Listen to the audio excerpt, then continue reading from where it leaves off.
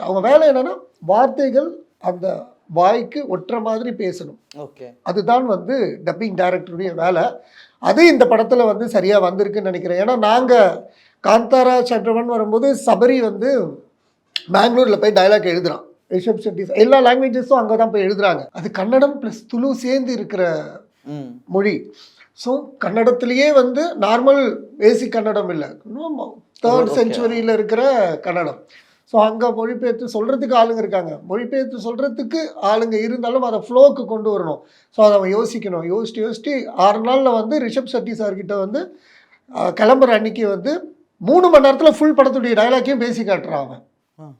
என்னன்னா இது எல்லாமே அவர் செக் பண்ணி எனக்கு இந்த டைலாக் இது ஓகே, இது நீங்கள் லிப்புக்கு மாற்றிக்காங்க, இது மாற்றக்கூடாது அப்படின்னு அவர் ஓவராலாக படம் எப்படி அவுட்புட் வரும்னு ஆடியோவாகவே கேட்டு தெரிஞ்சுக்கிட்டாரு. ஸோ முடிச்சுட்டு வரும்போது எனக்கு காமெடி பார்த்துக்கிறதுக்கும் இதுக்கும் இன்னொரு ரைட்டர் வச்சுக்காங்கன்னு ரிஷப் செட்டி சார் சொல்லும்போது, சார் டப்பிங் டைரக்டர்னு இதுக்கு ஒருத்தர் என் கூட இருப்பா சார், இது இருக்கும் ஆனால் இதுவே வேற மாதிரி இருக்கும் சார், அதுதான் சார் அவனுடைய ஸ்பெஷாலிட்டி அப்படின்னு சபரிநாதன் ஆஸ் அ டப்பிங் டைரக்டராக காந்தாராக்குள்ளே மறுபடியும் கொண்டு வந்தவன் தான் கீர்த்திவாசன்.